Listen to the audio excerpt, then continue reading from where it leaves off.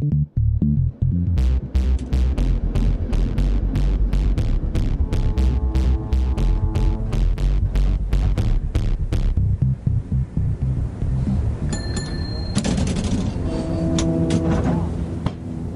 listening to When Everything Cracks, a mental health memoir set in old San Francisco. Chapter 17, A Letter to Donny. Sunlight is pouring into my room. The summer fog didn't come today. The nurses complained that it was hot outside. In here it's still just a balmy 71 degrees, as always. Nothing changes in here. There is no outside in here. The weather is just a vague phenomenon outside the window. The window won't open, so I can only place my hand against the glass. Sure enough, there's heat beyond this window. The glass is warm to the touch. I can see the sun. The ultraviolet rays can't penetrate this glass. If I were an iguana, it would be deadly for me to stay here. My bones would dissolve into rubber and my mouth would hang open. Eventually, my bones would break and my parietal eye would go blind. How good can it be for a human to be deprived of sunlight? Not very. I turn around, but no one's there. A moment later, Betsy rolls quickly past my door. I guess I don't hate it when she does that. Better not, she replies from halfway down the hall. In less than a week, I'll be out of here. I'll stand in the sun and feel the breeze on my cheek.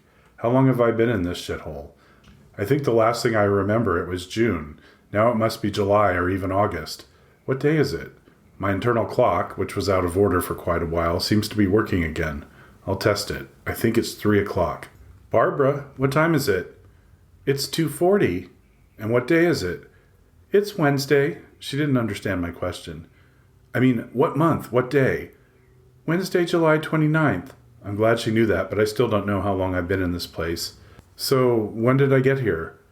I think it was June 8th or so. She's busy. Another patient is tugging on her arm. She snaps at them. No touching!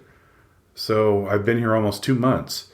2 months of my life just vanished, like sand from a broken hourglass. Thanks. Back in my room, I stand at the window and look at the sky. Let me see if I can remember what happened in these 2 months. I remember my father, but I'm not sure if he was really here. I sort of wish my mother hadn't come, but I think she did. I'm really embarrassed by her. She always makes a stink about stuff. I think there were some art classes and a few meetings with doctors. I vaguely remember them putting me in a big machine to look at my head, and they told me that there were no organic complications. And I wanted them to make me a doctor, so I asked, but they refused. It seems like a silly request now. Brenda came, and Sue, and they wanted to take me away from here, but the cops came, and one knocked me to the ground. That's how I got the diaper-sized bandage on the back of my head.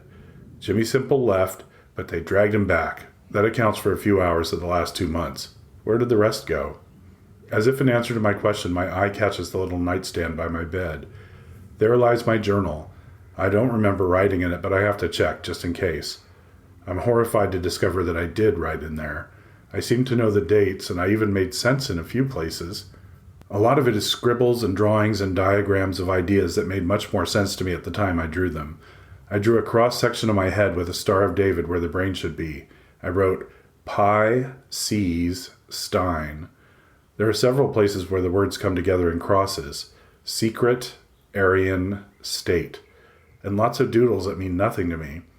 Since I was in such a different headspace, I'm not surprised by the nonsense. What really scares me is the stuff I wrote that almost makes sense but not quite, like a letter to Donny that I wrote. June 19th.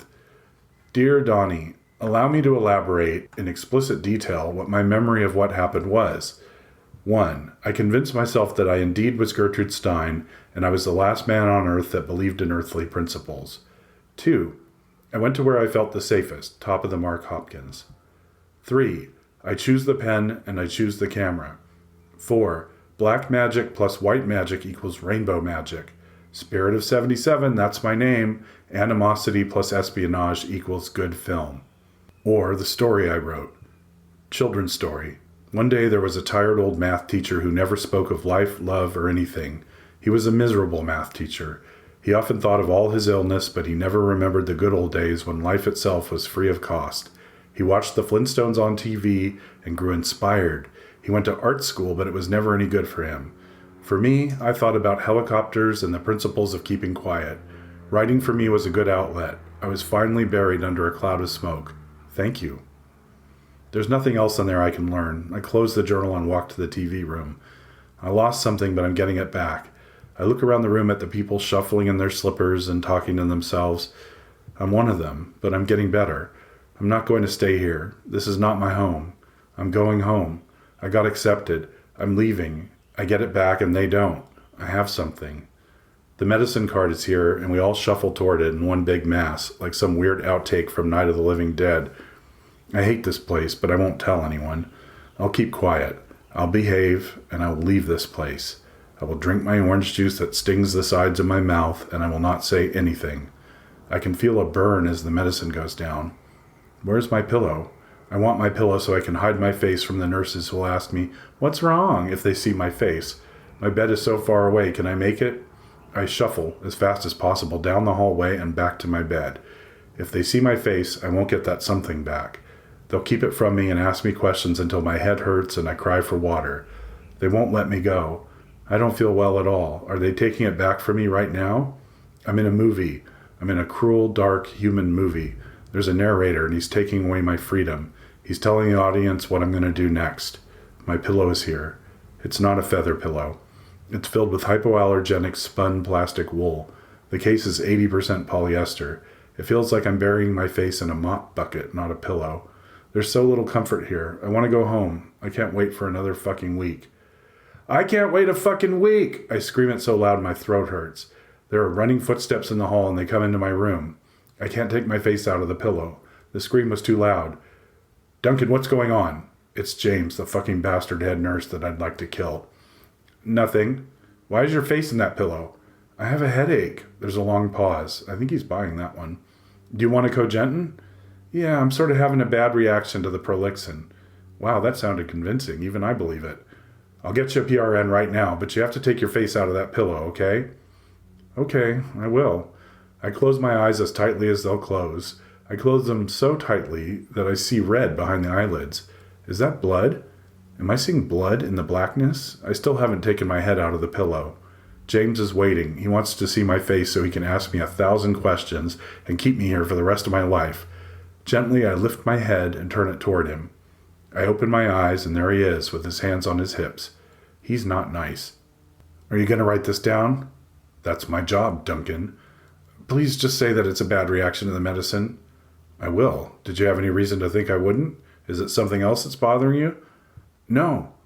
Like I'd tell him. What would I say? Oh, yeah, I was just thinking how much I'd like to kill you. I'm pissed off at the narrator, and I think you're in on his conspiracy. Nope. I keep quiet, and everything's fine. It's like a bad storm that passes through my consciousness, taking little brain cells and connecting them in destructive ways, and leaving things in a state of disorder. That would be a good thing to tell James. No, I'll keep quiet. James turns on his heels and saunters out to the medicine cart. He comes back with my Cogentin and a tiny glass of water. Do they save money by giving us smaller cups? I don't know why they use such small cups. That's a good question, Duncan. I think that's the first time he said I did anything good. I'll leave it at that. Thank you for the PRN. No problem. I have to go write it up now. Bye. He's gone. Thank the Lord. Dear listener, I'm glad you've made it this far. It means you're enjoying it. Would you please share this podcast with your friends on social media and tell them how much you love it? Thank you.